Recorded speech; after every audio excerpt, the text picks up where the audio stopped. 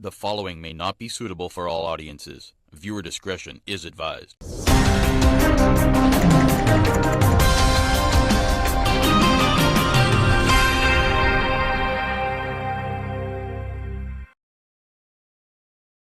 Candlelight movement petition signing at Woodford Square. The recent deaths of Ashanti Riley and Andrea Barrett are the final straw that broke the camel's back, according to Synergy TV host and member of the Candlelight movement, Stefan Rees. On Friday night, the Candlelight movement launched a national petition, which the group will take to Parliament. The main proposals are the decriminalization of weapons such as pepper sprays and tasers, fast-tracking the use of firearms for women, the regulation of the PH driver system, a commission of inquiry into the criminal justice system, and systemic regulation of the issuance of motor vehicle license. Rees, who spoke at the launch of the Candlelight movement petition drive on Friday night, referred to cases where minors were killed, such as the Akil Chambers case, the Sean Liu case, and the 4-year-old Amy Emily Anamunthondo, who was beaten to death, and he said the country has had enough of these heinous crimes. Ashanti Riley and Andrea Barrett were the last straw that broke the camel's back.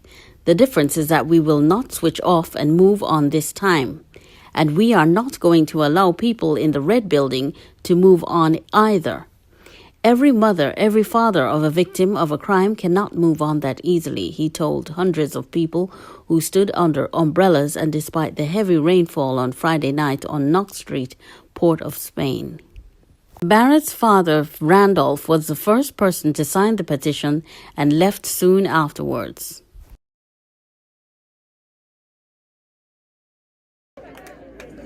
Tonight, I am watching a crowd of people in front of me right here just trying to get their packages. People calling me round the clock. People want their jersey. People want their package. They want to sign.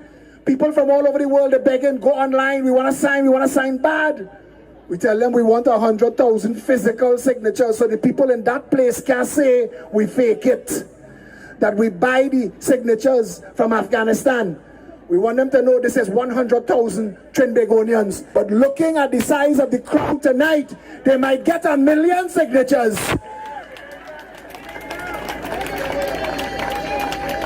What was meant to be a gathering, a peaceful, symbolic signing, some calm music, was unacceptable. So now we in the street. They've kind of accelerated the program, you don't think? Because when we get our 1 million signatures, we are going to walk from Andrea Barrett's house to the Parliament. And we are going to present the will of the people to the Parliament. And we are going to tell them, this is what your bosses want. We want this done. We are going to protect our women from today. And if all your 41 go in there and do it, come outside, we're going to find 41 who will.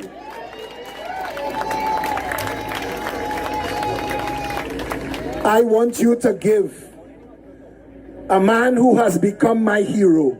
Because I'm telling you, I don't understand how he gets up in the morning and carries on his normal life. Daddy Barrett is my hero now. And I want you to give him a resounding round of applause. I want him to feel the love we have for him and his daughter. Daddy Barrett came down tonight. Rain was falling in Arima and the family came here and they came and he signed that petition. And the family taking petition packages. Today, Candace Riley, the mother of Ashanti Riley, signed our cover petition.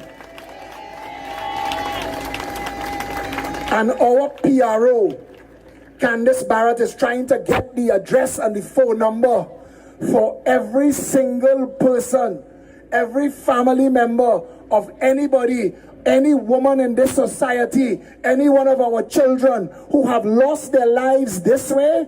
We want to get their signature, and we're going home by them to tell them that the people of Trinidad and Tobago, even though it's a little bit late, we're standing with you now. We're standing with you now. And we want to send a message to all the people outside there who wake up in the morning and put on their shoes and paint their number plates and thief their car and go out to kidnap people to run and violate them. We want to tell them the day of that is over. It is over.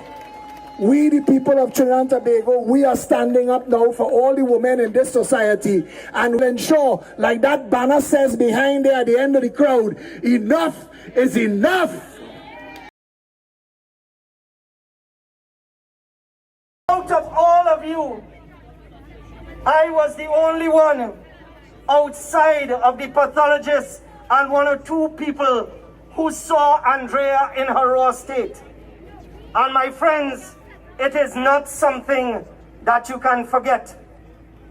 I wish that no parent would ever be able to identify a child by their clothes again. Tonight, we make an appeal to the authorities. We make an appeal to those who are in charge that we are not here to cause problems. We are not here to put out any government. We are here to make those of you who run this country accountable. We are here to make sure that the laws we ask for are passed. We are here to make sure that when a child leaves her home, that child comes back. We are here to make sure that the laws pertaining to maxis, taxis, and everything else is implemented. But my dear friends, more about that later. Tonight, we are outside here on the streets. And again, I would like to compliment the Trinidad and Tobago Police Service for their resilience, their strength, and for partnering with us. Because at the end of the day, we are all in this together. Ask everybody who could get their hands on a candle to light it. All right, good. Anybody who could get their hands on a candle, right? Light it. But just don't burn down the person in front of you. Right? And spread the candles. Tonight, the energy that you see, we will spread from person to person. My friends, tonight we call for accountability. Imagine Andrea's death was inconclusive. How many of you remember that? Inconclusive. Did we hear anything about that? Pathologist questions were asked. Well, how come you come up with that? How come you still there where you are? When a next pathologist now could find 3 causes, you couldn't find 1. And that person is still there. And there's absolutely no accountability. And this is something we must keep asking. What is going on in our country when something like a pathology is done? And it is something that you have to be very cautious about. You cannot rush it. When something can be done and it could come out inconclusive, I say something is wrong. Something is definitely wrong. So tonight, I ask of you to stand with us. Stand with Trinidad and Tobago. And let us look around us, because as a Muslim, my religion teaches me that women are our garments. We are the garments of our women, and we are supposed to protect them. We are not supposed to hurt them. We are not supposed to punish them. We are not supposed to knife them. We are not supposed to beat them. We are supposed to treat them better than equals. And the time has come for the laws in this country to change. If you don't know how to use your private part and you use it in the wrong way, chemical crash on it. Get rid of it. Throw it away. Dispose of it. Because when you look at someone invading your mother, your sister, your daughter, could you imagine that that child or that female has to live with that for the rest of their lives? So in ending, all I have to tell you, my friends, tonight, we gather, but what I want you to do, please, we don't want to be the reason for the COVID to explode. We want to protect our country. We want to safeguard our country, and part of that is being responsible people. So if we could just separate up a little bit, this is to ensure our safety and to make sure that the police, the support that they're giving us right now, that support continues. So I will hand you back over to Candace. Ollie ain't going nowhere, right? Right, because I went and I bought the most expensive gel and it washed off. You know, so I'll pass you on back to the boss now. Thank you very much. God bless, folks. Thank you, Inshan. Just one thing I want to clarify. Chemical castration is not part of our petition. But thank you, Inshan.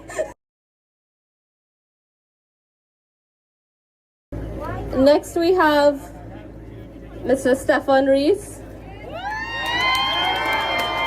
I know for some reason that I'm still trying to figure out, Mr. Stefan Rees seems to be one of everybody's favorites.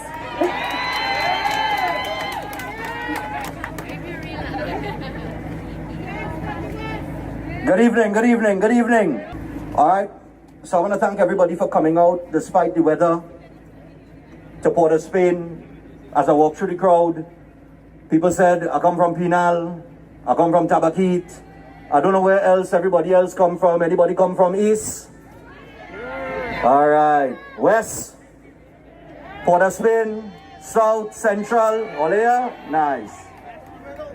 So, for those of you who do not know me, my name is Stefan Rees, and I'm sometimes mistaken for an activist. and yeah, people feel I'm a politician, but I'll get into that. Now, I've been a talk show host on Synergy TV for 7 years. And what troubles me about my country, and what should trouble every single person here tonight, is that for 7 years, I take phone calls. And for 7 years, I have taken calls from people from different areas in Trinidad and Tobago, different backgrounds, different ethnicities. And one thing is always common. We complain about the same problems over and over and over again. So at what point do we say, that has to stop, and we need to fix Trinidad and Tobago? Well, that point is tonight. Tonight. Okay? I said it throughout the course of the build-up to this. This is the beginning. Everything needs to start somewhere. All right? And the reason why we accept putting up with the same things over and over and over again is because, and this is not a political statement, this is fact. Politicians have a strategy they use called divide and rule. And the fundamental factor in that strategy is I could divide half of this crowd here to disagree with the other side. So therefore, when I come up short, half of these people will defend me and half of these people will attack me. Good? And I'm saying, we're not asking for that. We're asking for unity. We're asking for strength. We're asking for love. We're asking for respect. But we're also asking for answers. As one people marching to the beat of one drum for one nation. It's as simple as that. And for that mere fact, with me calling for unity, you know I'm not a politician. So I just want to go back down memory lane a little bit and explain you why I decided to join the Candlelight movement. Everybody here should be familiar with the name Akil Chambers. Yes? Good. But when Akil Chambers' horrible incident happened, what did we do? We talked for 7 days. We talked in the rum shop. We talked in the workplace. We created conversation. We just talked about it. We were appalled. We were in mourning. Of a victim of crime, they cannot move on that easily. They cannot move on.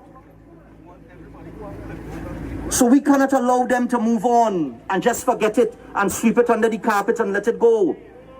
Of all the things that we're calling for on the petition that so many of you came out to sign, and I told the team, I say, 100,000. I said, but you joking? You'll get 250,000. We want more than 250,000. We want to deliver physically signed petitions on the doorstep of that building in a dump truck. And let them see what 3, 4, 500,000 signatures look like in physical form. Not a number on a screen through an online petition.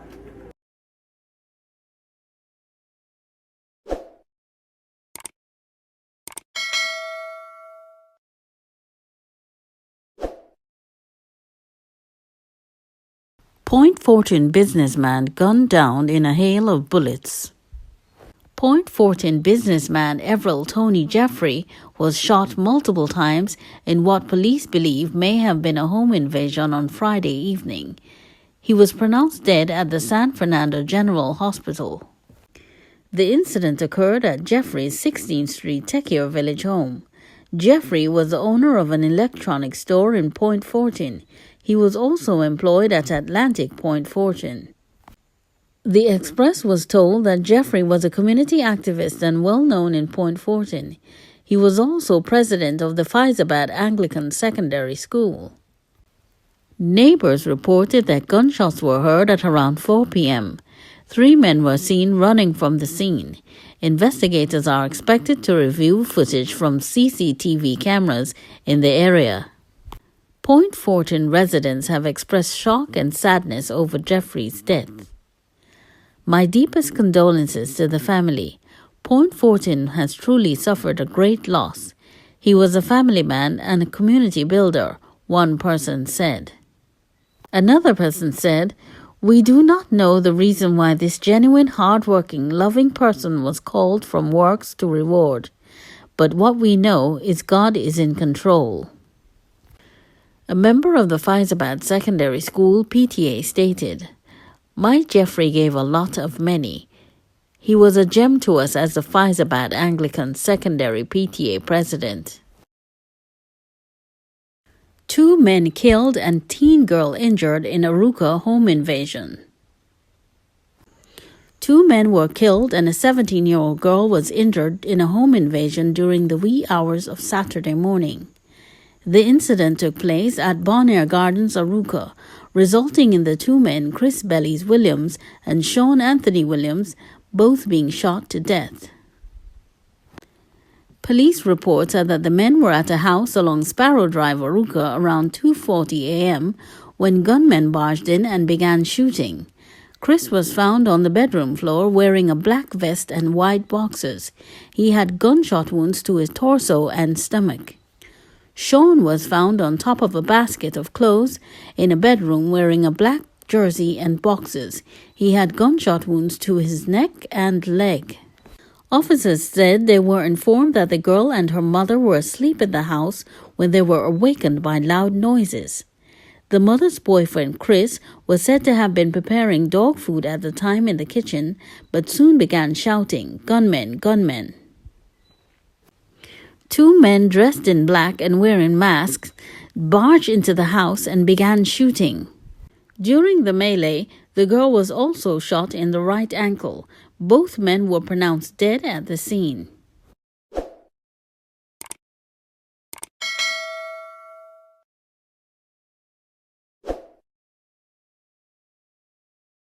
Woman reports to police that she was shot as a warning. A 34-year-old woman was shot in Princesstown on Thursday night.